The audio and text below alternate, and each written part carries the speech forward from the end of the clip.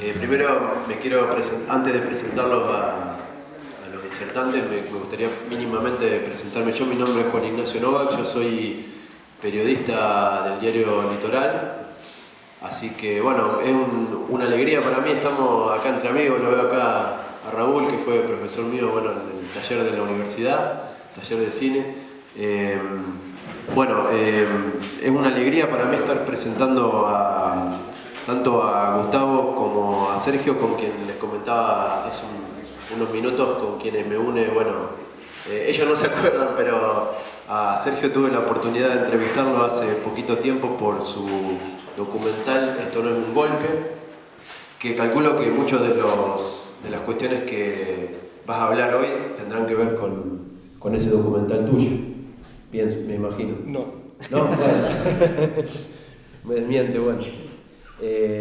Y con Gustavo, bueno, que recién le estaba comentando que fue jurado de mi tesis, así que bueno, también es un lujo para mí.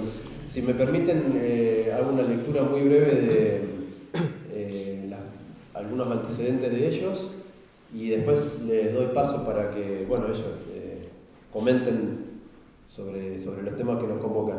Bueno, en el caso de Gustavo, él nació en Rosario, donde reside actualmente, es videoartista, músico y docente, estudió realización audiovisual en esa ciudad y tuvo formación autodidacta sobre teoría del cine. Trabaja desde 1998 en la construcción de un lenguaje audiovisual propio, en el que articula imágenes tomadas de la historia del cine y de su entorno más íntimo, con las que genera una obra sensorialmente compleja. No sé si será correcto, espero que sí. Estuve indagando un poquito, leyendo algunas entrevistas que le hicieron a él en diferentes medios, y me encontré con una frase que me pareció muy buena, muy interesante, y donde él decía, bueno, construí y construyo mi estilo a partir de mis imposibilidades, y mis limitaciones, que creo que a lo mejor da pie a algunas de las cosas que se puedan dialogar acá. Y en el caso de Sergio, bueno, él es crítico de cine, docente, guionista y cineasta, fue programador del Buenos Aires Festival Internacional de Cine Independiente, el Bafisi, entre 2005 y 2007, y su director artístico entre 2008 y 2012. Dirigió los largometrajes Yo no sé qué me han hecho tus ojos, en 2003, codirigida con Lorena Muñoz, El color que cayó del cielo, en 2014, Viviré de tu recuerdo, 2016, y Esto no es un golpe, 2018. Este último, un documental donde me dice que no, pero yo creo que aparecen muchos de los temas que se van a tocar en este panel.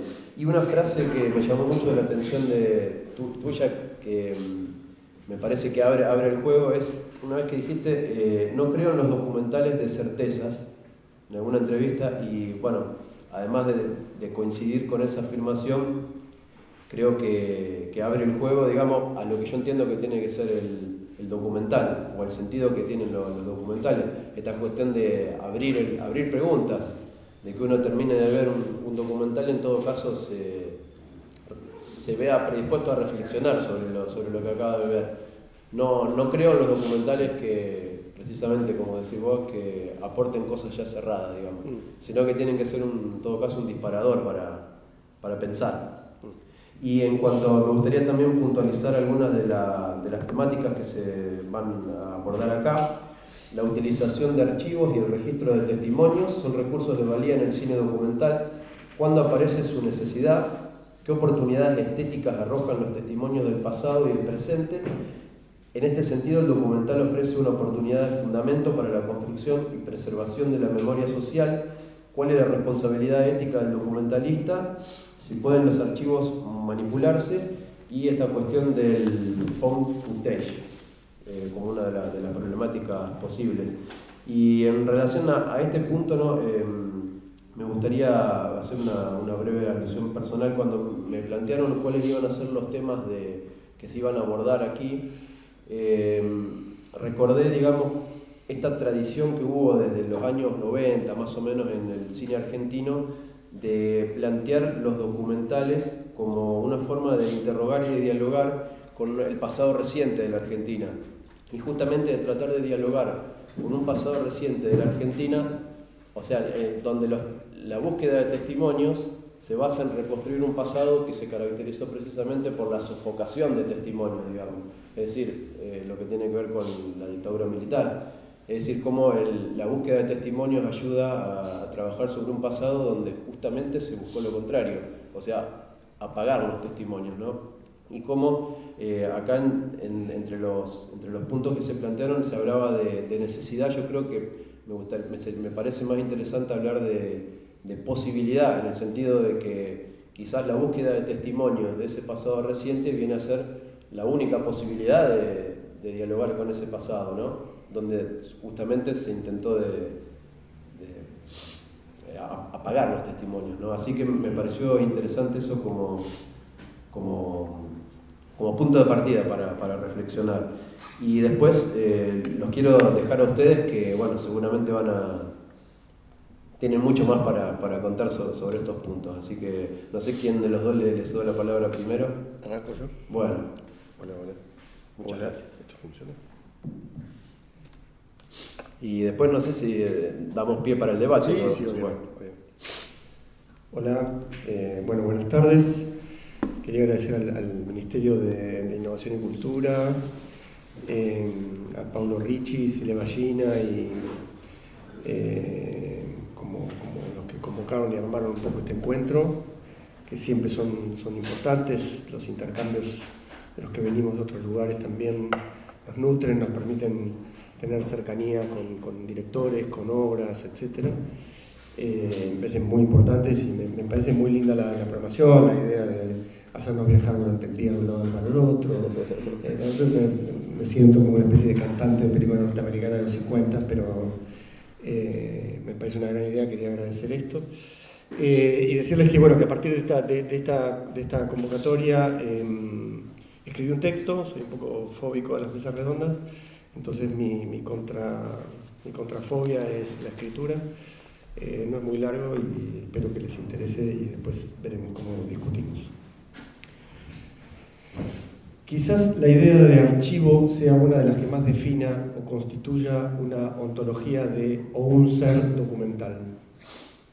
Porque si bien hay documentales, pocos, que se concentran en una situación en presente mientras está sucediendo, ya porque es un hecho específico, o bien acumulando presentes, escenas filmadas en ese hoy del rodaje, que es todo lo que hay.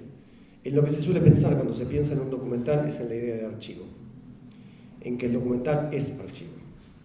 ¿Por qué? Porque el documental trabaja con la materia de lo real, pero aún trabajando sobre esa zona, hay siempre algo que bucear atrás, algo que ir a encontrar y que buscamos desenterrar o descubrir. Como le digo siempre a mis alumnos, en el documental casi siempre llegamos tarde, porque esa historia o esa vida están muy avanzadas cuando llegamos nosotros con nuestra cámara y nos vemos obligados, casi siempre, a tener que reconstruir ese pasado que nos falta y no está, ese archivo que quizás esté o no, sean lugares, restos, fotos, filmaciones, objetos, todo aquello que lleva la marca del tiempo. Porque, digámoslo claramente, archivos no son solo diarios, fotos, cintas o filmaciones viejas. Ya voy a volver sobre esto. Y sí, archivo es igual a tiempo. Una asociación que se me ocurre mientras pienso y escribo. Al pasado en la ficción se lo llama flashback y al pasado en el documental se lo llama archivo. En todo caso, pasado es tiempo.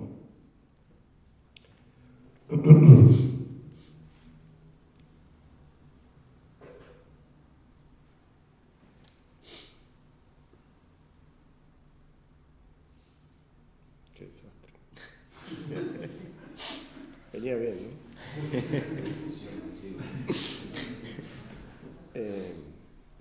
En todo caso, pasado es tiempo. Pienso también que esa sociedad o asociación indisoluble entre documental y archivo tiene que ver con la idea de desenterrar. Desenterrar archivos es buscar ese vestigio del pasado y cambiarle la polaridad, alterarle el signo o la serie a aquella para la que fue hecho, o filmado, o fotografiado, o grabado, lo que fuera. Se lo saca de un lugar y se lo pone en otro, para que ilumine otra cosa, la película que estamos haciendo. Es ese verbo, desenterrar, aunque siempre se usa el más amable de buscar. Yo mismo he usado y actuado el rol del que busca, jugando con el género policial y haciendo detective, el primer detective judío del cine argentino. en Yo no sé qué me han hecho tus ojos, la película que hice con Lorena Muñoz. Pero igual prefiero el verbo desenterrar. O lo diría de otro modo. Narrativamente sería buscar, conceptualmente sería desenterrar. Me gusta desenterrar como verbo porque se parece a otro verbo que suele usar, cavar. Suele decirse que el documental debe cavar para encontrar la verdad, pero yo lo pienso de otra manera. Yo creo que hay que cavar para encontrar el documental en sí. Por eso decía que conceptualmente era desenterrar. Es decir, se recorta algo que es igual a fijar un lugar, se demarca esa zona y ahí vamos con el pico a cavar, a producir profundidad.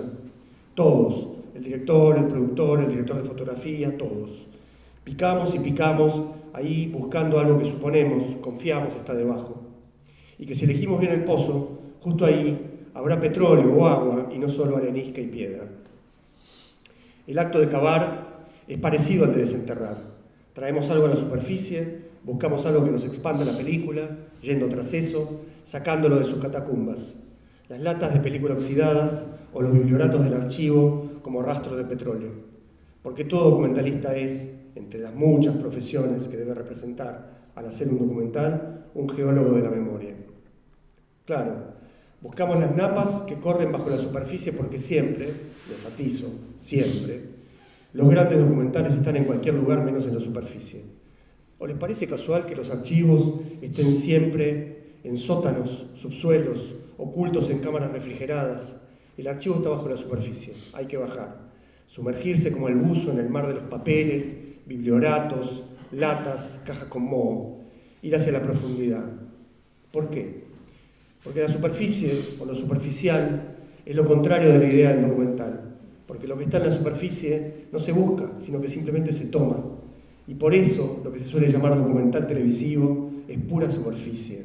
Porque se contenta con tomar lo que hay e irse, momento en el que llega el documentalista en busca de la profundidad.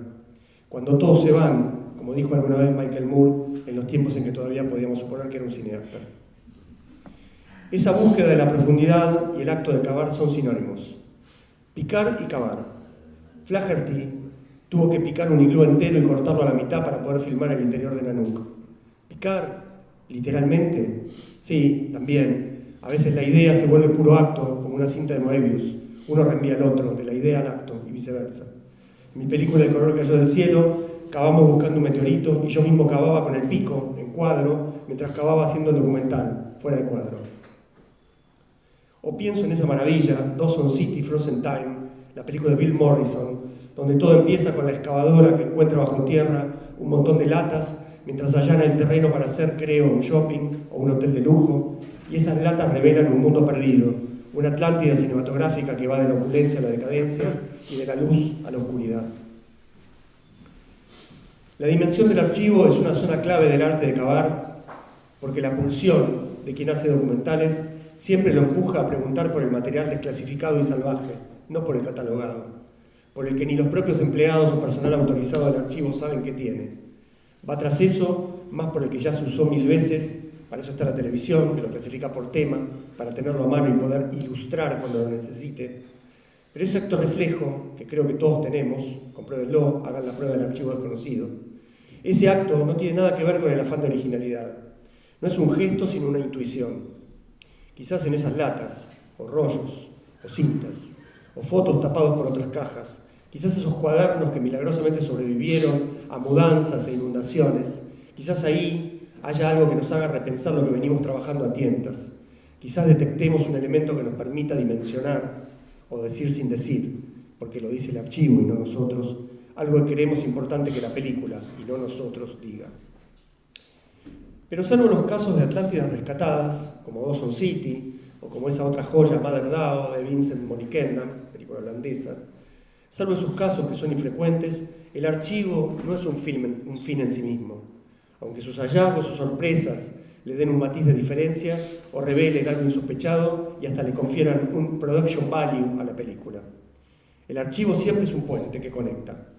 En el libro más hermoso y a ras de tierra que yo haya leído sobre archivos, Mi vida en el archivo, su autora, Lila Caimari, cuenta su experiencia con archivos gráficos. Su escritura tiene brillo y también la contundencia opaca del día a día, del trabajo a ciegas, del aluvión de dudas, del momento de tomar decisiones que quizás no elijan o no nos hagan elegir el mejor camino. Dice Caimari sobre el uso del archivo, comillas. Por razones siempre distintas, algunas de estas piezas resultan irresistibles. Una a una van siendo seleccionadas como flores para un futuro jardín, elegidas por su valor intrínseco, la belleza de una frase o de una voz, el gesto que captura lo esencial, la síntesis afortunada. Esa seducción se relaciona casi siempre con el ejercicio de ventriloquía que espera tras la recolección, porque quien investiga sabe que son las voces del archivo, no la suya, o no evidentemente la suya, las que tienen que hablar en el argumento, las que tienen que hablar en un argumento que sí es suyo. Cierra comillas. El archivo habla en un argumento que es el nuestro. Imposible decirlo con más belleza. El archivo tampoco es la provisión de agua en el desierto de ideas. Buñuel decía que cuando no sabía cómo seguir en un guión ponía un sueño. Bueno, trasladando su idea, no es que cuando el documentalista no sabe cómo seguir pone un archivo. En todo caso, el truco de sustitución, archivo por carencia, podrá servir un par de veces, pero no mantendrá el barco a flote por más espectacular que sea el archivo. Siempre el sostén tiene que estar en otro lado. Aunque uno tenga el archivo más espectacular jamás soñado y tenga todo filmado como si las vidas reales hubieran sido guionadas por un hacedor de realities de mentes, pienso en la serie Wild Wild Country, que tiene todo eso, incluso en esos casos los pilares están en otro lado, en esas tramas que a los que hacemos documentales pensando en historias y personajes nos fascinan, que son más ficciones que las ficciones. Sépanlo, el archivo no cura la calvicie. El archivo es también un modo de pensar ese pasado.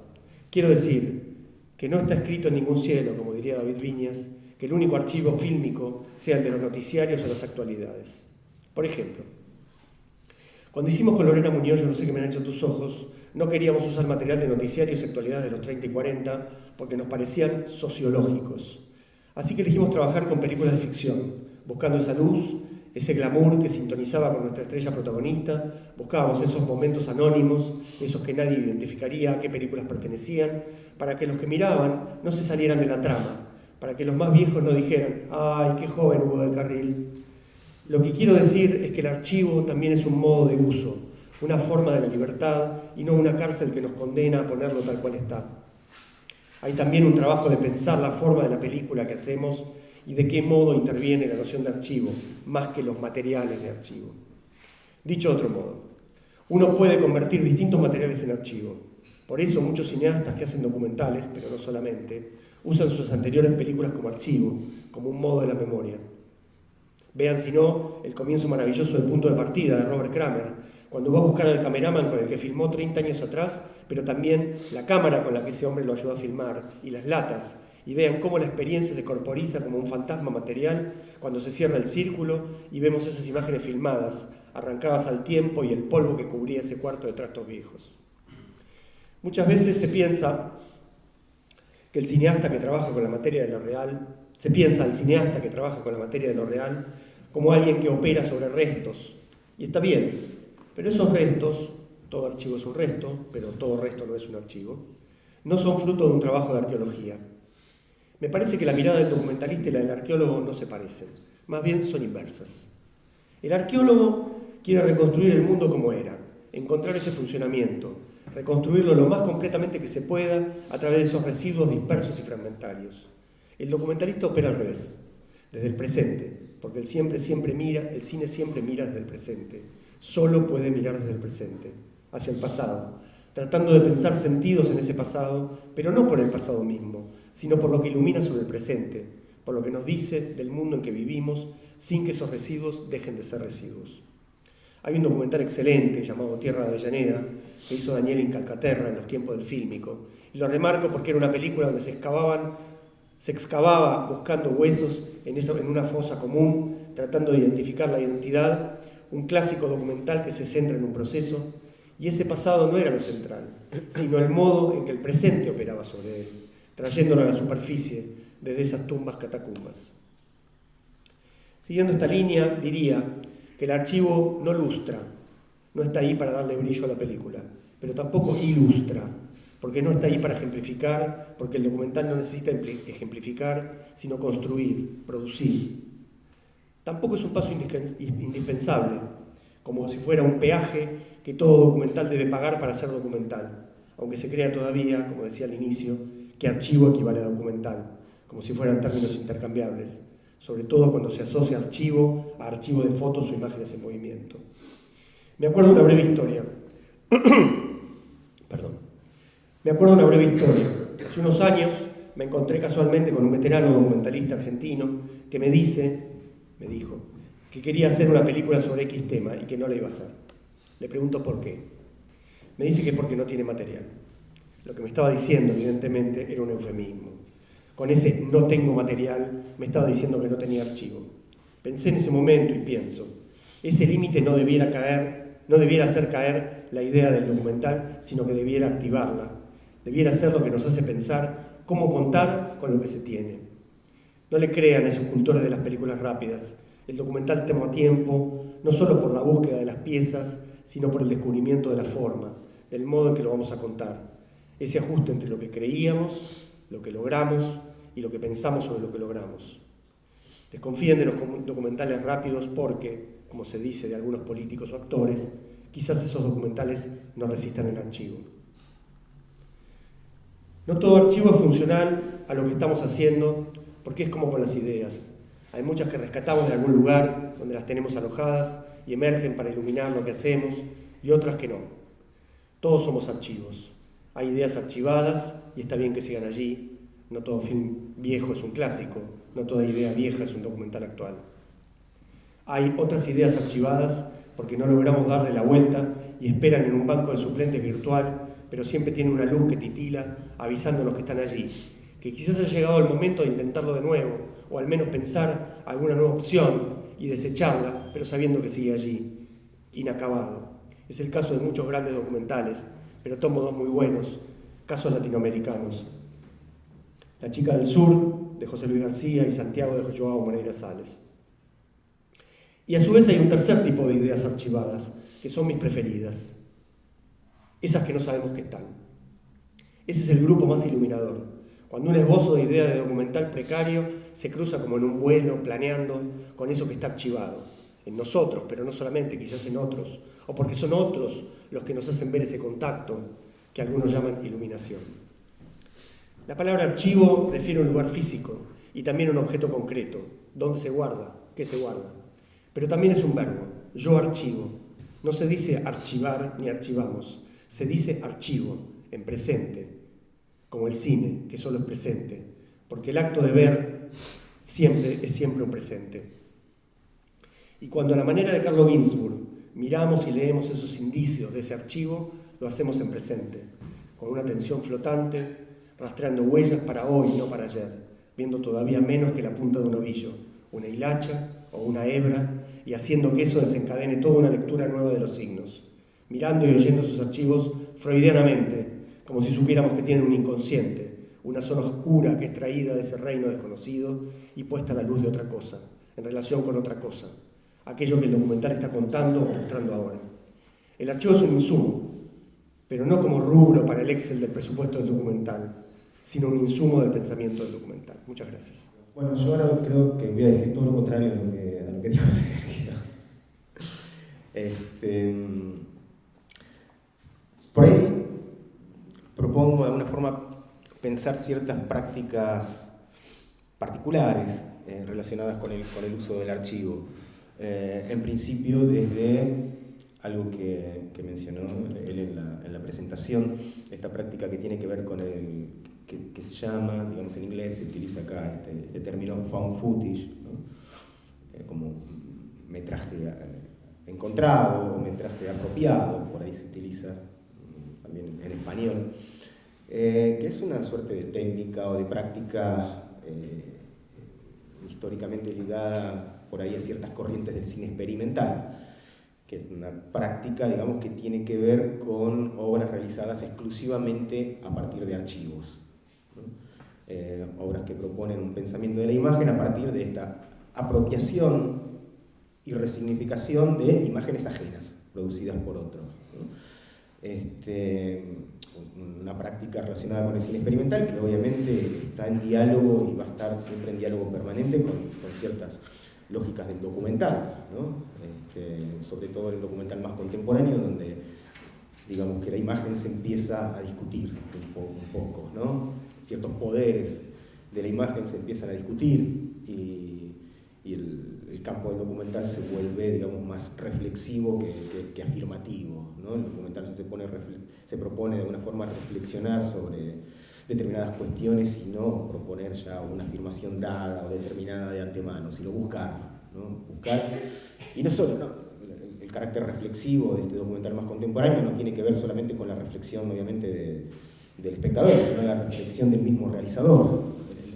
El proceso de realización del documental es una reflexión, es una pregunta, está motivado por preguntas, por esas búsquedas, excavaciones de las que hablaba Sergio. Pero decía que propongo pensar un poquito desde este lugar del found footage, porque por ahí se pueden ver algunas prácticas justamente muy particulares, fundamentales, ¿no? ¿Por qué es importante? ¿Por qué considero desde este aspecto importante el trabajo sobre el archivo? Y ahora vamos a una cuestión fundamental de qué podemos considerar incluso como archivo, ¿no? Es cada vez, creo, más importante el trabajo sobre el archivo, sobre la imagen ya producida, sobre la imagen ajena, porque obviamente vivimos en un entorno en el cual nos relacionamos de forma permanente, ¿no? con imágenes, ¿no? Un entorno en el cual los dispositivos portátiles nos ponen en relación permanente, las llevamos en el bolsillo a las imágenes, ¿no? Ya no disponemos de un momento, un ritual donde cortamos con cierta cotidianidad y nos sentamos en una sala, pocas veces, a ver una película o nos sentamos en el sillón del living a prender la tele. No, las imágenes, lo querramos o no, están en todos lados permanentemente, ¿no? Esto obviamente produce una relación nueva, inédita, de alguna forma, con la imagen, ¿eh? La imagen constituye, de alguna forma, gran parte de la experiencia que tenemos de las cosas. Es decir, gran parte de la experiencia que tenemos está mediada por imágenes. Y si esa mediación, ¿no? esa experiencia de segunda mano que tenemos a través de las imágenes se naturaliza, ¿no? Es como que nos estamos relacionando de un modo ya justamente anclado en determinados discursos, sin problematizarlo.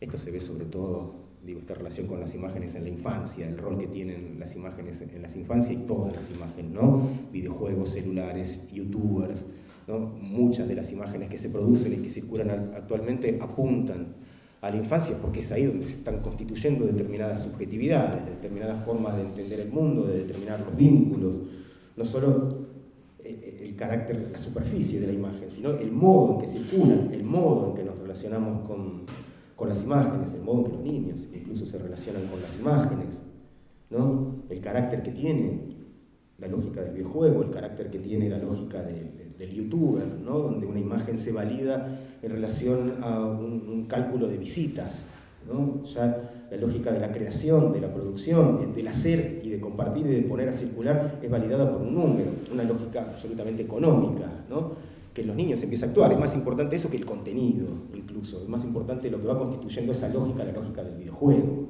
incluso, ¿no? Más allá de los temas imperialistas y colonialistas de la mayoría de los videojuegos que además están destinados en general a varones, ¿no? Hay una construcción binaria de los intereses de los niños que siempre estuvo, ¿no? Pero en esta omnipresencia de la imagen es cada vez más brutal y más invasiva, ¿no? Más difícil de evadir. Videojuegos con cierto carácter bélico, competitivo, que tiene que ver con la construcción de determinadas ideas de lo masculino, youtubers para niñas que tienen que ver con, obviamente, maquillaje y coreografía, ¿no? Cada vez más, esto fue siempre así, de alguna forma, esta construcción, ¿no? Pero es cada vez más difícil de evadir porque está, aunque no lo querramos, digamos, ¿no? Es muy difícil salir de ese círculo de la imagen. En ese sentido, cuando hay tanta imagen dando vueltas, la práctica del found footage, de la apropiación y la resignificación, es una suerte, no sé si de resistencia o de lucha, pero es sumamente importante porque implica repensar las imágenes, relacionarnos desde otro lugar con las imágenes, no aceptarlas del modo tan pasivo, entre comillas. Nunca somos pasivos frente a las imágenes, ¿no? Tomémoslo en un sentido un poco figurado. Pero la práctica del found footage, de la apropiación y de la discusión sobre las imágenes, sobre los archivos, digámoslo, implica construir otra relación, otro vínculo imprescindible en esta contemporaneidad que nuevamente está abarrotada de imágenes, ¿no? Necesitamos distanciarnos y pensar de otro modo nuestra relación con las imágenes, ¿no? Si no, no sé, ¿qué subjetividades se están construyendo, digamos, en este momento, en esta relación, ¿no? Donde nuevamente la relación física perceptiva es reemplazada por esta relación con pantallas, ¿no? Obviamente esto no es estrictamente negativo, quiero decir, es la realidad en la que vivimos, es lo que hay. La cuestión es pensar estas herramientas, ¿no? De un modo que puedan tener otros usos. De alguna forma se trata de violentar, de alguna forma los usos para los que vienen preparados los dispositivos, incluso los lugares por donde circulan, que ya no son espacios públicos, sino redes privatizadas como las redes sociales, ¿no? Donde redes sociales que podrían tener su carácter liberador, ¿no? Pero que en realidad están constituidas de una lógica mercantil que impone un determinado funcionamiento. Me voy del tema, pero ya me fui, me sigo yendo igual, después vuelvo. Por ahí por lo menos volví a la Vía Láctea. Una cosita, ahora atando así cosas, una escritora argentina radicada en Brasil que se llama Paula Sibilia, que trabaja en varios textos esta idea de la construcción de las nuevas subjetividades, y plantea algo que está interesante en relación a cómo se piensa el sujeto hoy, en relación a cómo se pensaba el sujeto moderno, es decir, el sujeto que se constituye hace un par de siglos. Este sujeto moderno o contemporáneo, digamos, que ahora se constituye en las redes, ¿no? Que ya no se define a sí mismo, no se piensa a sí mismo para definirse, sino que se piensa generalmente en función de la mirada de los otros, ¿no? Como exposición y como reinvención permanente, las redes sociales, ¿no? Uno se inventa y se reinventa permanentemente, ¿no? Esto que era un poco en otro paradigma del pensamiento, la apariencia era como, ¿no? Algo negativo, lo que había que buscar era la esencia, qué soy, la identidad, ¿no? Esencial. Ahora, al contrario, la identidad se construye como mera apariencia, lo cual no es malo, dice Sibilia, eso es liberador. Ya no tengo que responder a un núcleo mío irreductible que tengo que reconocer y tengo que responder desde ahí. No puedo reinventarme permanentemente, cosa que siempre se hizo, ¿no? Ahora es parte del funcionamiento. Dice, eso es liberador, puede ser liberador. Lo que pasa es que estamos parados en un paradigma anterior donde el sujeto tiene que responder a esta unidad irreductible de su interioridad. No, ahora hay un acto, una posibilidad mucho más liberadora que es el reinventarse permanentemente. Ahora dice, el problema es que eso sucede en las redes sociales que están atravesadas por una lógica de mercado. Entonces no hay posibilidad de reinventarte libremente, sino que todo responde a una lógica de réditos y beneficios. Te reinventas en función de la aprobación, incluso en términos económicos, de los otros. Lo que plantea con eso, que me parece interesante, es esto tiene un carácter peligroso, pero tiene una posibilidad, ¿no? La cuestión es pensar. Bueno, ahí cuando le preguntan a ella en alguna charla, bueno, entonces, ¿qué hacemos? No sé, dice, yo veo el problema y lo planteo, no sé qué se hace con esto, pensémoslo, ¿no? Pero es interesante eso porque en este sentido de que, bueno, esta presencia de las imágenes, esta circulación, esta manera en la que operan, que puede ser vista porque todavía estamos entendiendo esta contemporaneidad de estas nuevas imágenes y el modo de circulación, puede ser visto como algo negativo, pero en realidad hay que entender que esto es lo que hay, digamos, y hay que buscarle esos otros usos. De alguna forma, y acá esto me permite conectar, volver al tema, o volver al tema que todavía nunca... Volver. El uso de las imágenes, el uso de los archivos. Digo, en esto relacionado un poco todo esto, usar archivos, resignificar los archivos, implica repensar esas funciones de las imágenes, implica tomar una distancia, ¿no? Y a ver, ¿para qué, en todo caso, incluso, para qué seguir produciendo imágenes cuando hay tantas dando vueltas? ¿Por qué no ver lo que hay y empezar ahí a trabajar sobre eso? A ver qué hacen esas imágenes, ¿no? ¿Qué funciones cumplen? Y cómo se relacionan con nosotros y cómo nos relacionamos nosotros con esas imágenes, cómo nos constituyen esas imágenes. Un poco el trabajo de found footage, el trabajo de apropiación y resignificación tiene que ver con eso, ¿no? Como parar la pelota y decir, veamos qué pasa con esto, todo esto que ya está producido. Hay una idea del archivo que me parece interesante porque la cuestión es tomar el archivo para hacerle decir qué dice, de qué habla el archivo, ¿no? Que es la pregunta por la imagen en general. ¿Qué habla? ¿Qué dice una imagen? Derrida, un filósofo más o menos contemporáneo, muerto no hace mucho, tiene un texto conocidísimo sobre el archivo que se llama Mal de archivo, ¿no? Una lectura freudiana del archivo. ¿Sí? Planteo la cuestión inicial que me parece sumamente interesante, ¿no? Para pensar o redimensionar el archivo. Derrida trabajaba exclusivamente sobre archivos, sobre textos, ¿no? Desmantelaba textos. Dice, el lenguaje se nos escapa, están diciendo más que eso que se dice, eso que parece leerse. Entonces su trabajo fue un trabajo siempre de desmantelamiento de archivos escritos en su caso. El Mal de archivo, cuando trabaja la idea del archivo, empieza a hacer como una suerte de etimología o de historia, digamos, del archivo, y va a un supuesto origen, mito de origen, ¿no?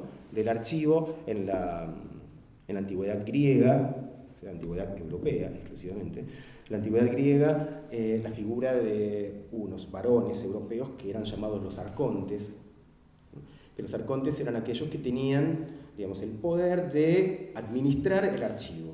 Es decir, eran aquellos que en su casa, en un lugar físico, decidían qué se guardaba e incluso interpretaban. Eran aquellos que interpretaban eso que se guardaba. A lo que va Derrida al plantear este origen del archivo de la arcóntica, ¿no? A través de los arcontes, de estos varones europeos que decidían qué se guardaba, ¿no? Y cómo se interpretaba eso que se guardaba. A lo que está yendo Derrida es a entender el archivo de este modo particular, de que está hablando mucho más de lo que parece el archivo. El archivo habla de quién decide qué va a ser incluido, digamos, en el museo de la posteridad y qué va a ser excluido. Quién sobrevive en la historia y quién no. Dice, en principio empieza a ubicar el problema del archivo es un problema patriarcal, ¿no? Estos varones europeos, griegos, que van a decidir qué sobrevive y qué no, de la memoria, es una construcción de memoria, ¿no? El archivo, en principio, para Derrida, habla de eso, ¿no? De una decisión, ¿no? De una decisión de quién sobrevive y quién no.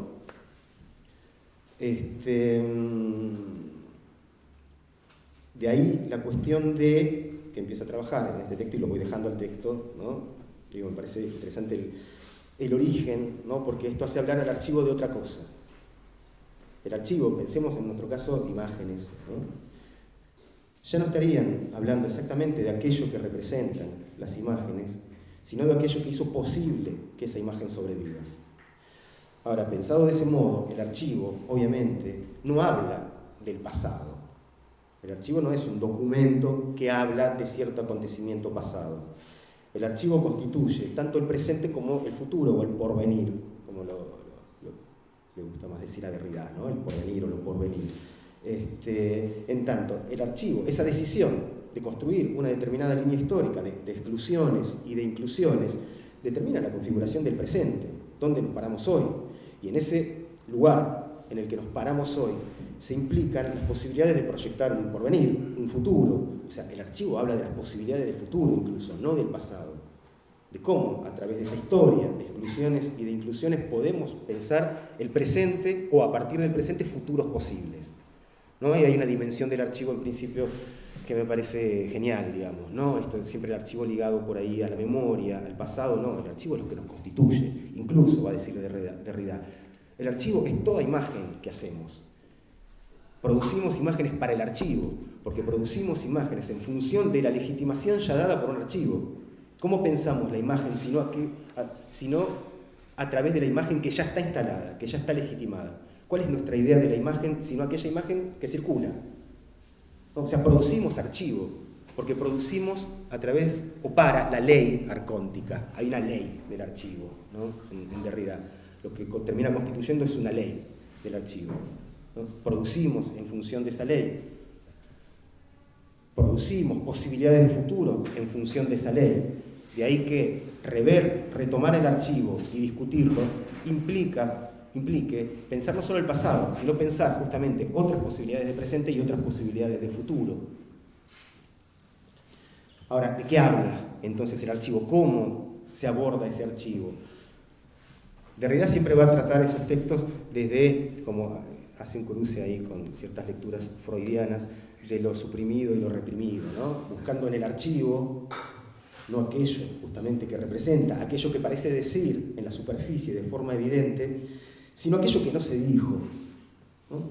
Aquello que se evitó conscientemente o aquello que no se dijo directamente porque se desconocía, pero eso de alguna forma emerge en la imagen. Ese contexto emerge, ese contexto está inscrito en la imagen. Otro pensador contemporáneo, digamos, a Derrida y cercano, aunque peleado radicalmente durante muchos años, como fue Foucault, ¿no? Se pelean durante casi toda su vida hasta la muerte de Foucault, recién en los últimos meses de Foucault, una especie de reconciliación. Foucault, y acá sí traigo a cuenta la arqueología, ¿no? Porque Foucault, un pensador contemporáneo a Derrida, ¿no? De la segunda mitad del siglo XX, donde se empieza a trabajar mucho sobre el documento, sobre el lenguaje, se empieza a discutir mucho las funciones del lenguaje, ¿no? Las funciones de las instituciones, se empieza a discutir sobre todo cómo se constituye el sujeto, ¿no? Ya no pensar tanto al sujeto, sino a ver qué lo constituye, el lenguaje, las instituciones, el poder. Foucault va a trabajar mucho también con documentos, con archivos, ¿no? Foucault reconstruye momentos históricos a partir de archivos. Y si bien, como decía, está peleado un poco con Derrida, por las discusiones en relación a uno de los primeros libros de Foucault, que es el de la psiquiatría, ¿no? La locura,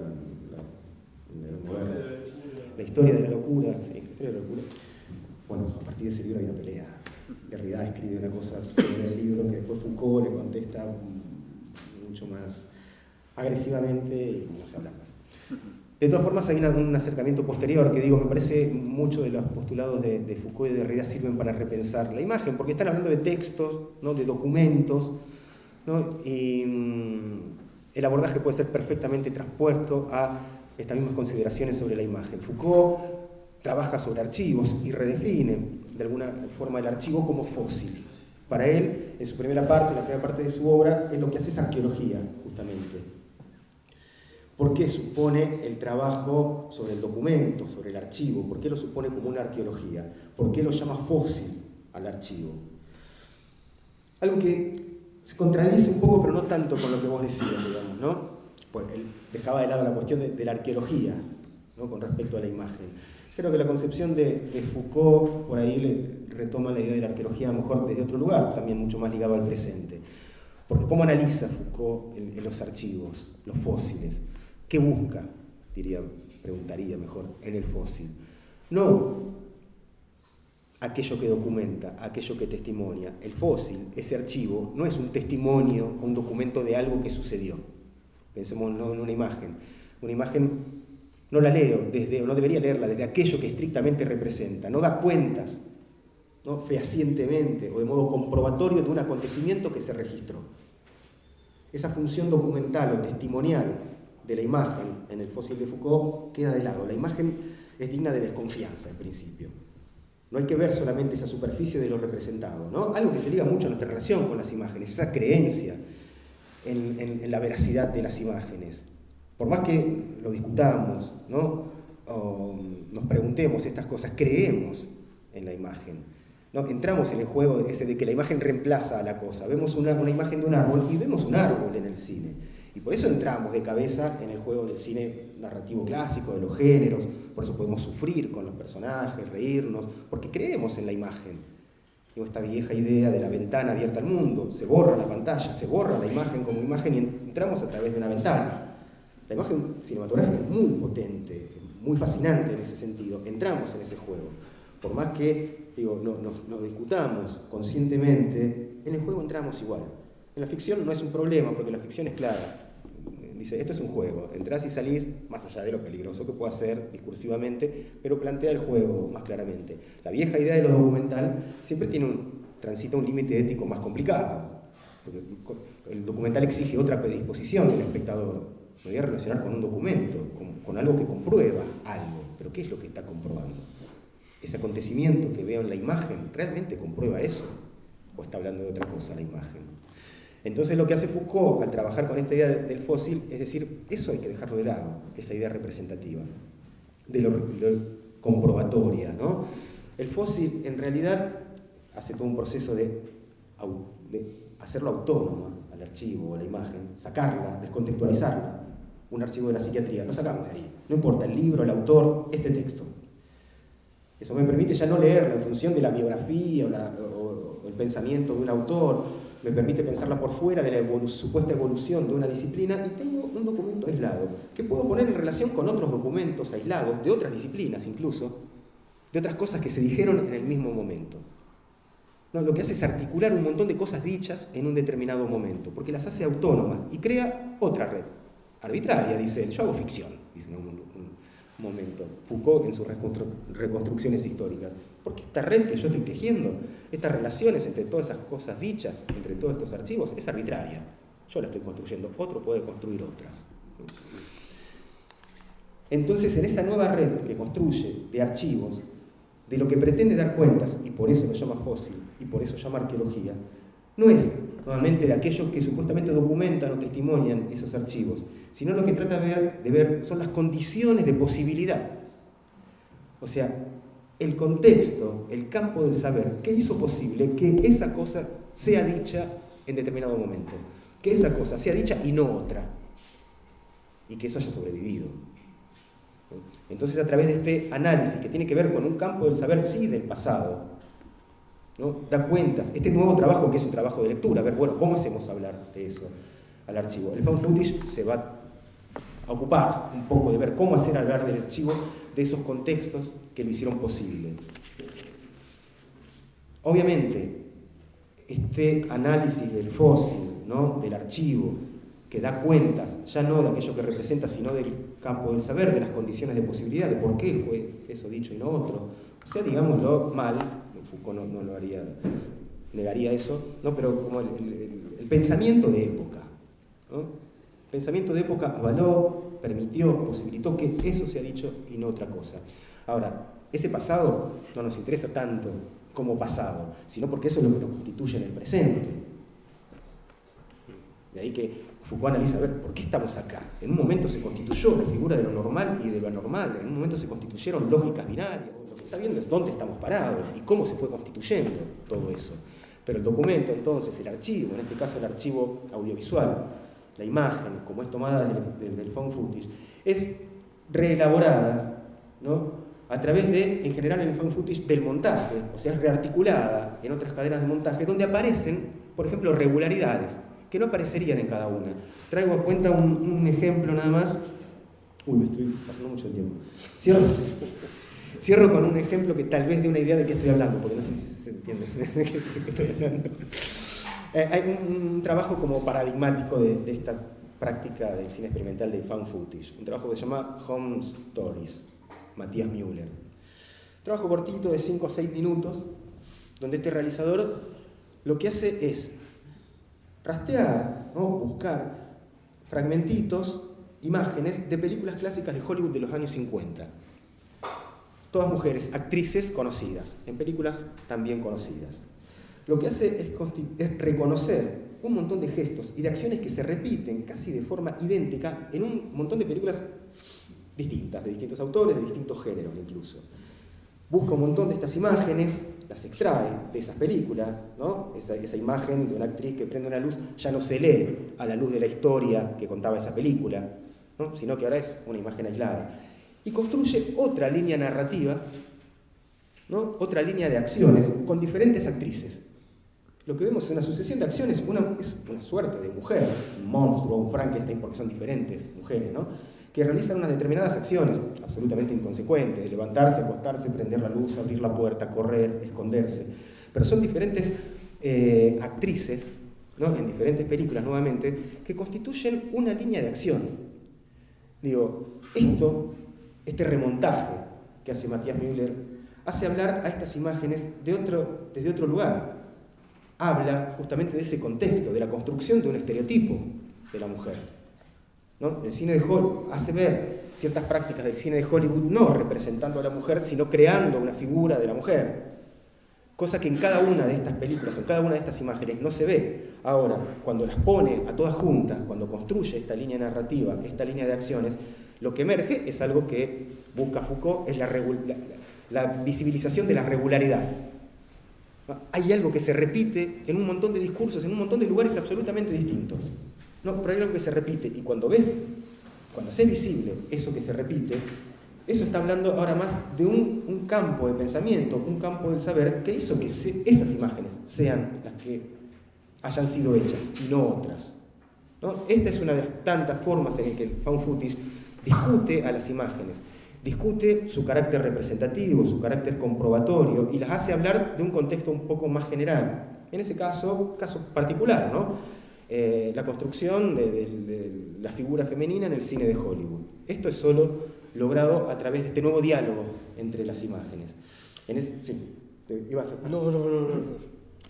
En ese sentido, y cierro más o menos y abrimos el diálogo, en ese sentido me parece que la práctica del fan footage, muy ligada obviamente en el documental más contemporáneo al documental, cuando el documental ya comienza a desconfiar de la imagen, comienza a pensar y a reflexionar sobre la misma imagen que se está produciendo, ¿no? Esta misma lógica de preguntas sobre el archivo, ¿no? De qué habla el archivo, cómo hacer hablar a esas imágenes, porque son las imágenes que nos constituyen, ¿no? ¿Cómo es que nos están constituyendo? ¿Cómo es que nos han constituido? ¿Qué lugar ocupó hoy? ¿Qué lugar ocupa cada uno hoy? ¿No? En tanto estos lugares de alguna forma han sido predeterminados por una idea, una lógica de mundo construida tal vez desde la imagen, ¿no? Desde el cine, desde internet, desde la televisión. Discutir las imágenes es posibilitar esas otras relaciones de alguna forma con el mundo, ¿no? Bueno, y lo dejo acá y abrimos, no sé, el diálogo, como quieren hacer, si hay preguntas o no sé. Yo te quería, y para abrir, después ya lo abrimos para todos, pero lo primero que te quería preguntar es, ¿cómo te parece eso que vos exponías, sobre todo recién? ¿A dónde entra a jugar la función o ética, digamos, del documentalista en relación a esto que vos planteabas recién? Digo, si ya se supone que se trabaja sobre una base tan endeble como es el archivo y sobre que reproduce esas lógicas, digamos, de otros tiempos, ¿cómo se trabaja y esto vinculado con la construcción de la memoria social, digamos, ¿no? Que es otra de las cuestiones que puntualizamos al principio, ¿no? ¿Qué pensamiento tenés respecto a esos puntos?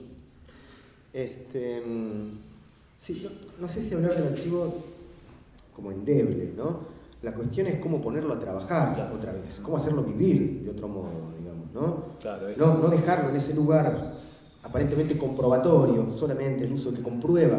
Ahí sí, comprueba de una forma bastante supuestamente peligrosa, si confiamos plenamente en las imágenes. Sacarlo de ese lugar comprobatorio y ponerlo a trabajar de otro modo. No habría un carácter endeble, digamos, ¿no? Es una cosa, una imagen, un archivo con el cual podemos dialogar, podemos trabajar. El uso es fundamental, el uso de la imagen, ¿no? No dejarla en ese lugar consagrado en una esfera superior donde la imagen es. No, hay que volverla a usar a la imagen, profanar, en términos de otro pensador de Agamben. Hay que profanar la imagen y devolverla al uso. Volverla a usar cada uno implica poner en funcionamiento otra vez el pensamiento, ¿no? Bueno, claro, yo estoy de acuerdo, digamos. Yo en el texto hablaba del cambio de polaridad, ¿no? Del archivo, donde uno, como si fuera una palanquita, saca algo y lo mete en otra serie. Esa acción es, yo no sé si es tan diferente de lo que vos dijiste de lo que yo leí, en el sentido de que vos también planteás la idea del presente, que el problema es el presente y que la arqueología reconstruye un mundo pasado como mundo, hacerlo subir como mundo del pasado y no tomar eso para volver a darle una vida en relación con el presente. Quiero decir, lo mismo se podría decir con filmar estos vitró. Quiero decir, también depende de la serie donde yo ponga esta imagen del vitró, le va a dar al objeto una vida diferente a la que tenía. Yo no sé si archivo es solamente la imagen filmada o grabada, sino también, digamos, de hecho en las películas se trabaja mucho sobre objetos que responden a ese pasado. Y eso también cambia de polo, cambia de polaridad, ¿no? Se vuelve otra cosa, que tiene que ver siempre con la operación presente, digamos, sea el found footage o sea el documental tradicional, digamos, ¿no? Es siempre tomar algo, digamos, efectivamente decía profanar, pero yo diría, uno toma siempre buscando otra dirección. Un poco lo que decía el extracto que yo leí de Lila Caimari, cuando dice, el archivo habla por sí mismo, pero responde a un argumento que es el nuestro. Es decir, el archivo dice lo que dice, que un poco lo decía también Gustavo, pero al mismo tiempo, el argumento en el que es puesto en circulación ese archivo es el nuestro, porque es el de nuestro proyecto, el del found footage, o el del documental, o el de la película experimental, no importa. Siempre es una acción y un objeto presente que trabaja con algo preexistente, que es puesto en otra circulación, sea lo que uno... Porque, digamos, Gustavo mencionaba el trabajo sobre las películas de ficción. Para mucha gente las películas de ficción no son archivo. Es decir, ¿cuándo una película de ficción es archivo? Desde el otro día que se estrenó, que se volvió pasado. Porque cuando es presente ya no es archivo. Y si no es película, hay una película, un trabajo muy lindo que hizo Leandro Listorti, que se llama la película infinita, que son pedazos de películas que nunca se estrenaron. Son archivos, las películas nunca se vieron. Son archivos, son estrenos. Son estrenos, porque nunca se vieron esas películas. Sin embargo, se ven como archivos. Es decir, la operación es como una operación de algo del pasado, que se trae al presente para construir una cosa que existe en el tiempo presente con una mirada presente. Entonces, yo no sé, para mí Foucault está diciendo lo mismo. Sí, sí. Está diciendo lo mismo. Estoy diciendo, esto se leyó mal, no me importa, que digan lo que quieran, yo traigo esto, para mí esto va en circulación con esto otro. Listo, es la misma operación que hace el cineasta. Claro, y eso, ¿cómo lo relacionarían ustedes con la construcción de la memoria social? O ahí se complejiza un poco la cuestión. Porque ahí entra a jugar el rol del documentalista y la incidencia que tiene en esas construcciones, ¿no? Bueno, eso llevaría a pensar la incidencia de la subjetividad en la construcción de la memoria social, que es bastante compleja, digamos, ¿no?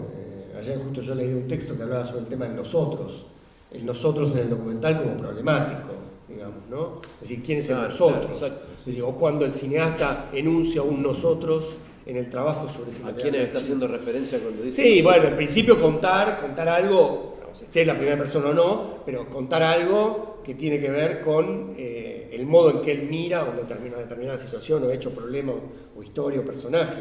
La construcción de la memoria social me parece que en todo caso no la hacemos los cineastas, ¿no? Me parece que tiene que ver como una operación posterior, de si lo que uno construye esa memoria. Porque si no uno piensa que uno está construyendo para la posteridad. Y ahí vamos un poco con algo que decía también Gustavo, ¿no? Es decir, yo no sé si algo que se decide tanto o que finalmente se da. Pero que lo deciden los otros. Claro, exacto, sí. No uno. Es decir, no es que uno haga películas políticas o tenga que ver con problemas sociales o no. No es que uno construye esa memoria cuando uno hace la película y en el trabajo sobre el archivo está siempre como buscando contribuir a una memoria social. Me parece que la acción del cineasta no va necesariamente es por ese lado, ¿no? Es decir, la idea de que la película es un pretexto para construir memoria social. Como que la memoria social se construye a pesar del cineasta, me parece, ¿no? Sí, creo que es un elemento más que se pone a circular y que constituye todo eso, digamos. No creo que de ningún modo sea el fin. Y que mucho, el cine de última también es un fenómeno un poco secundario, digo, ¿no? No puede tener ese rol. Sí, obviamente todo lo que uno hace, todo lo que pone a circular, y ahí hay una cuestión ética, digamos, ¿no? Esa es la ética. Pensar cada vez más lo que se hace y lo que se pone a circular, cuando hay tanto circulando.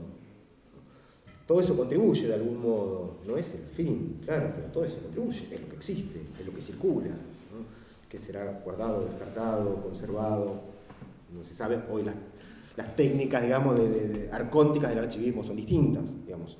Esto que plantea Derrida lo piensa hace algunos años, donde todavía estaba emergiendo toda esta cultura digital. Claro. ¿No? Hoy, ¿quién digita la cuestión del archivo? Creo que lo mismo, pero de otro modo.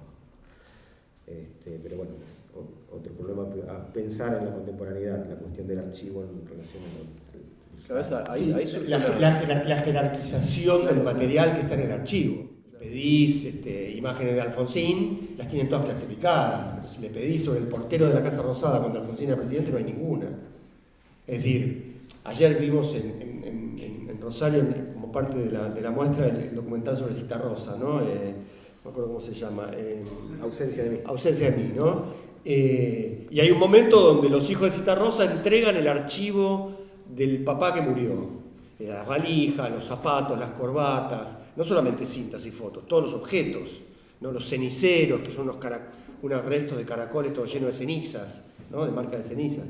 Entonces, si ese archivo era de un cantante que cantó 2 temas o cantó un año fuera de Montevideo y se murió, el museo ¿acepta la donación de ese archivo o no? ¿Lo acepta porque era Citarrosa o lo acepta porque tiene un valor ese archivo? O ese archivo tiene un valor porque era de Citarrosa, mientras que si es un cantante ignoto, no. Entonces ahí hay una asignación de valor. Claro, sí. ¿No? Respecto de, hay un archivo que sirve, que lo decía también Gustavo, hay un archivo que sirve y otro archivo que no, y hay un guardián que define, ¿no? Medio kafkianamente, que entra o que no entra, que entra o que no entra, ¿no? Sí, eso posiblemente se redefina dentro de algunos años cuando se piense en este tiempo contemporáneo, porque quizás ahí estás haciendo referencia a un momento histórico donde no había tanta abundancia de imágenes como hay ahora. Posiblemente Sí. dentro de unos años se modifique totalmente. Claro, pero el caso que planteaba Gustavo, que es un caso siempre muy interesante, el de los cineastas experimentales con el trabajo desechado, ¿no? El famoso caso de esa película como seminal del cine experimental, que es la película Piper Tom, ¿cómo es? Piper Tom... Tom Piper Tom, ¿no? Sí. O Piper Son, Tom Piper Son. ¿Cómo se llama el director? No sé el director. Ken Jacobs. Que es la famosa historia de un cineasta que encuentra un rollo en un tacho de basura, literalmente, y con eso construye la película, su película, que es una especie de resignificación sobre ese material. Entonces, la idea de que hay un material que está en la basura, que todos piensan que es basura, y hay alguien que piensa que no, y toma ese material, y le da una nueva vida, y lo convierte en una obra que después se pasa en el MoMA, entonces ahí, ¿qué pasa con la operación de jerarquización y validación a partir de cómo el artista toma algo que es basura, literalmente, y lo convierte en una obra considerada de arte o validada como arte, ¿no? Entonces, el archivo también es asignado jerárquicamente a cosas, ¿no? Y tomado de ese modo, ¿no? Bueno, no sé. No nos va a quedar tiempo para preguntas, por ahí hay gente que quiere preguntar. Sí. No sé. El que quiera. Yo quería agradecerte a vos, Sergio, que hayas usado casi exclusivamente la expresión archivo. La verdad que siempre me he sentido un poco incómodo con el found footage, porque como en esa película de la cual mencionas, uno tiene la impresión de que uno va caminando por la calle y de pronto se tropieza con imágenes que se encontraron. Ahí creo que tu primera frase, digamos, es muy perturbadora. Vos dijiste algo así como que el archivo es el centro, el numen. Una especie de ser ontológico, dije yo, ¿no? Del documental. Para mucha gente. Mucha gente cree que es el ser ontológico, eso dije. Ahí me sobresalté. Claro. Porque me resultaba difícil esto y entonces traté de ubicarme. Y entonces tengo la impresión, se ha hablado de la cuestión del pasado, tengo la impresión de que hay documentales que tratan temas del presente y hay documentales que tratan temas del pasado. Y uno tiene la impresión de que el archivo es adecuado para hablar de ese tema que pertenece al pasado. Mientras que, bueno, era el papá que ahí llegó. Mientras que digamos, se supone que el documental sobre un tema presente digamos, no tiene el archivo como un instrumento privilegiado. Eso es todo. El problema es el que plantea Oscar, que creo que la gran película documental que habla de un tema del pasado, me refiero a Shoah, de Claude Lanzmann, no tiene archivo. Una sola imagen de archivo. Y eso debería ayudarnos a ampliar, a decirnos un poco que las cosas son un poco más complicadas. Y después, diría la última en relación a vos, y por otro lado, que las cosas son mucho más simples. Tomemos una utilización de una imagen de archivo, en tu película Esto no es un golpe, que está buscada y luego encontrada a media, que es ese discurso de Alfonsín 2 días después del domingo, tratando de poner las cosas en su lugar en relación a lo que había pasado en la reunión con Rico. Vos escuchás hablar de esa reunión, incluso en algún momento creo que decís que empezás a creer que eso en realidad que lo habían inventado. nunca existió, que lo habían inventado. y encontrás finalmente, ¿qué es lo que encontrás? Encontrás un pedazo de imagen unida al comienzo de sonido y continuado con el sonido. Y ahí tenemos la utilización más simple, nada problematizada, de la imagen de archivo. Es decir, tenemos la prueba de que eso pasó a través, y ahí creo que tenés un uso totalmente inocente de la imagen de archivo, porque aquí parece que estamos resignificando todo el tiempo. Aquí estamos simplemente encontrando eso que oficia como prueba de que eso se produjo, eso existió, como decía alguien que no conocía. Eso era todo.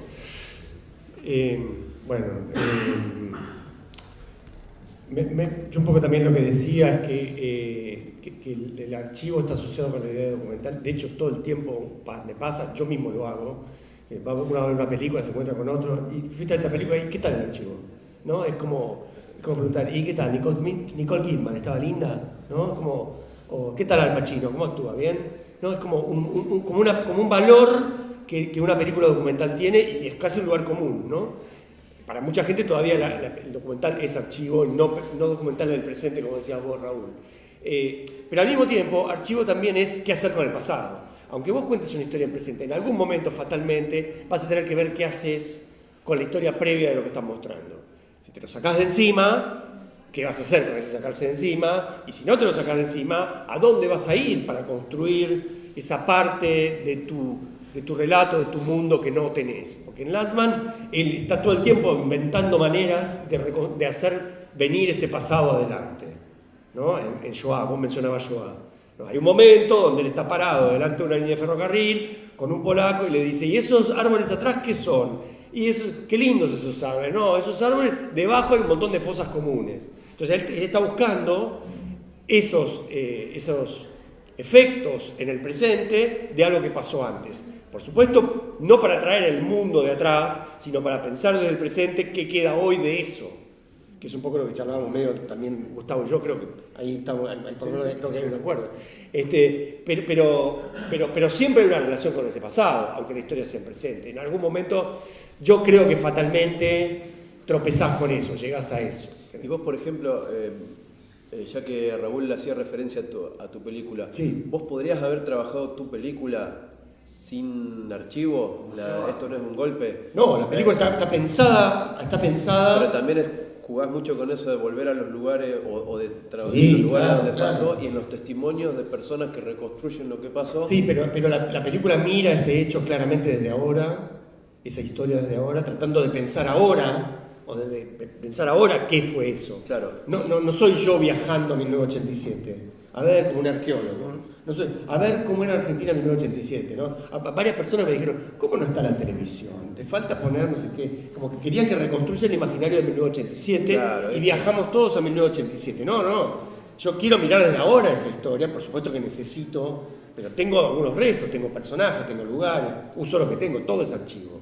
Los lugares, el balcón de la Casa Rosada es archivo, porque es el lugar donde ocurrió los dos discursos de Alfonsín. Entonces ese lugar es un archivo. Claro. Yo lo firmo ahora, pero funciona como un archivo, nos va para atrás, está ahora, pero yo lo firmo ahora, ¿no? Y la Plaza de Mayo está con la pirámide vallada, no como en 1987 donde estaban todos arriba de la pirámide.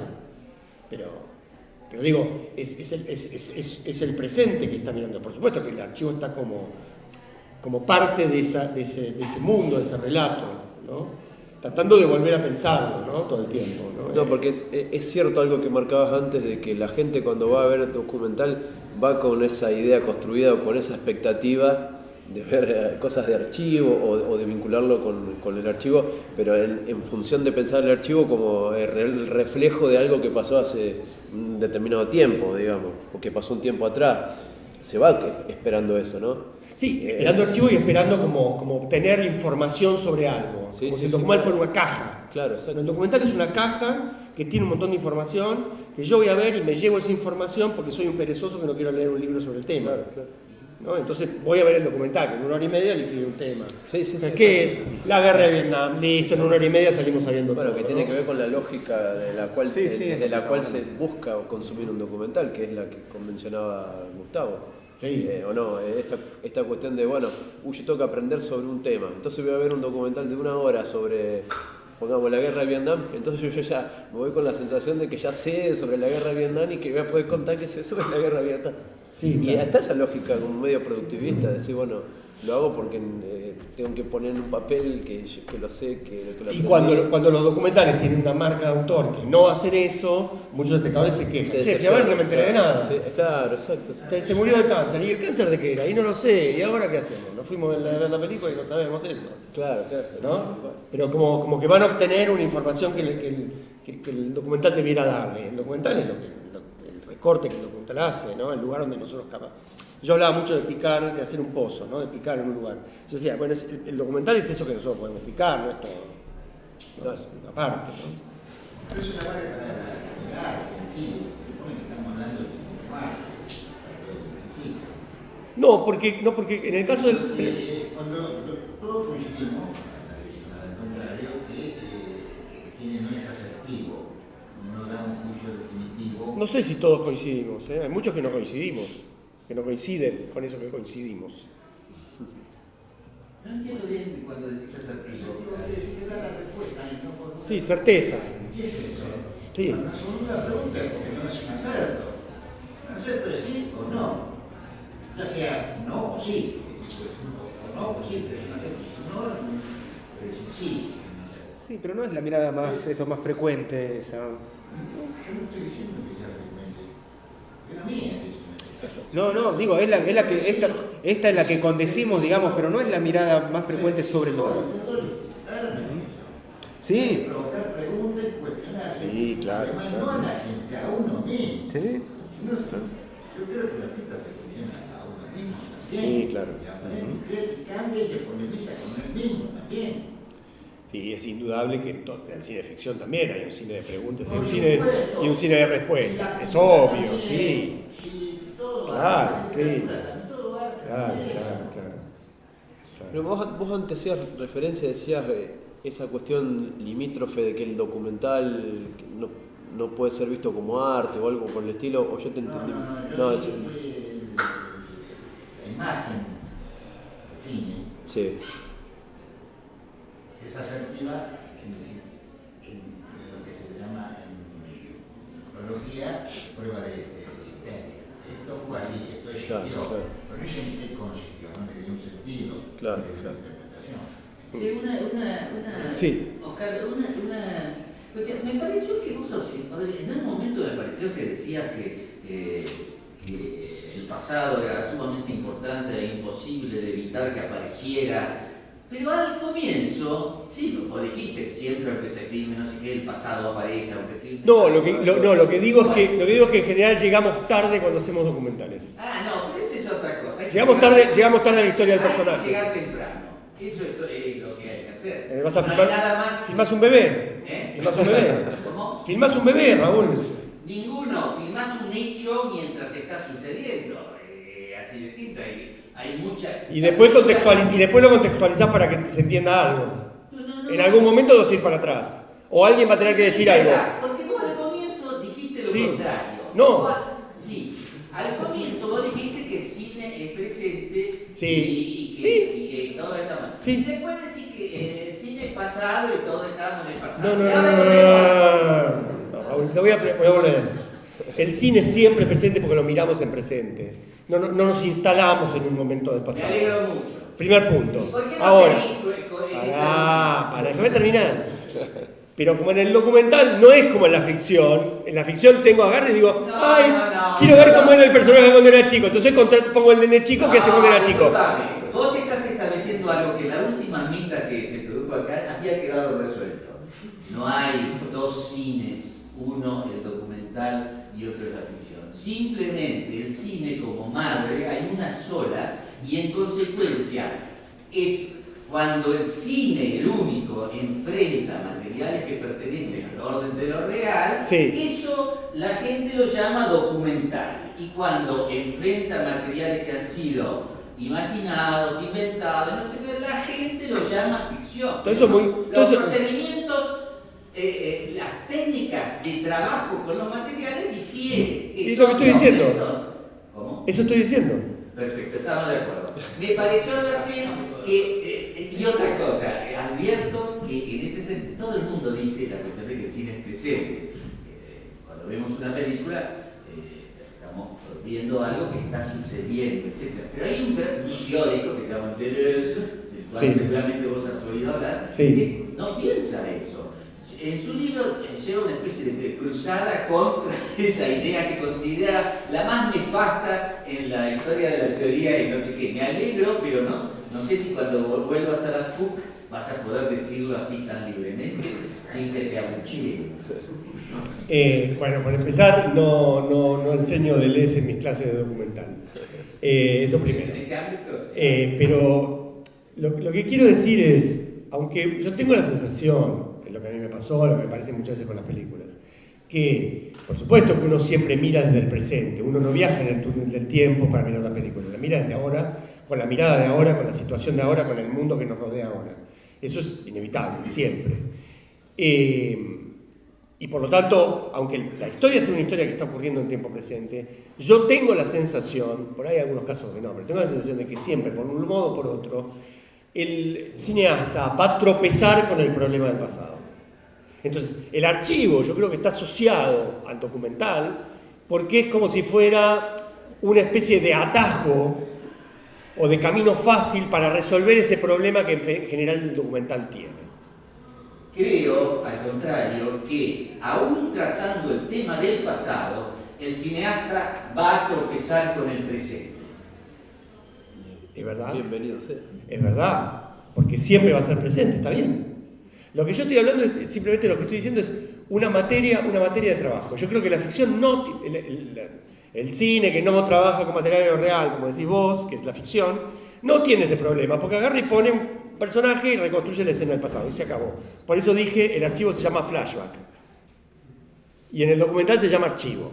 Es un lugar común, no es la única manera, el archivo no es solamente el material de archivo, es el objeto, es la cosa, es la imagen, es la casa, es lo que fuere, ¿no? Hay muchas cosas que son archivo, no solamente la imagen de archivo. Ahora, creo que hay una relación con ese pasado porque uno necesita muchas veces construir algo de ese orden, y bueno, y ahí hay que ver cómo el cineasta actúa en relación con esa. En algunos filmes lo que vos decís es totalmente pertinente. Pero creo que en el caso que vos pusiste de Lanzmann, también, porque él también hay un momento donde él necesita, donde él agarra y lo pone al historiador Raúl Hilbert y le dice, estos son los detalles de cómo funcionaban los trenes, usted me puede, y tiene el documento arriba de la mesa, eso es un archivo, ese es un papel de archivo. Pero es obvio, está hablando con el historiador. No me importa.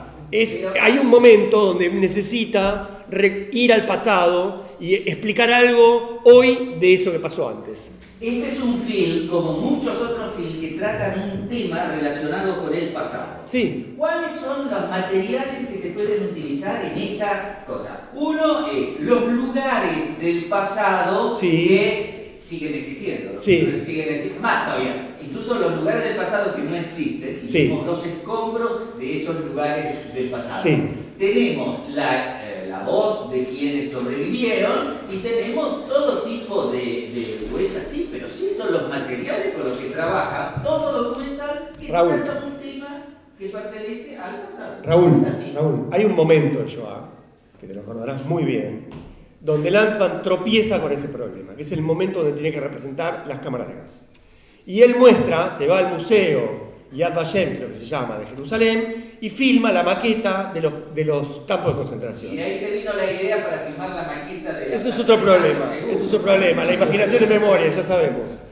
Lo que quiero decir es, tropezó con ese problema, no lo tenía, no quería usar archivo, le parecía que el archivo ya estaba exprimido, que ya no producía ningún efecto perturbador de nada, entonces fue a buscar una maqueta para reponer ese momento del pasado, para que nosotros viajemos con la maqueta. La maqueta existe en el presente. Claro, por supuesto. Si no, no podría estar. También existe en el presente. Claro, el archivo también existe en el presente, es una rémora en presente. Lo que quiero decir es, tropezó con ese problema y buscó algo para representar ese pasado. Eso es lo que estoy diciendo nada más. Que el cineasta en presente necesita en ciertos momentos, aunque la película sea completamente presente, siempre hay un momento, tengo la sensación... Siempre es una palabra. Bueno, ¿no? casi siempre, veces, muchas veces.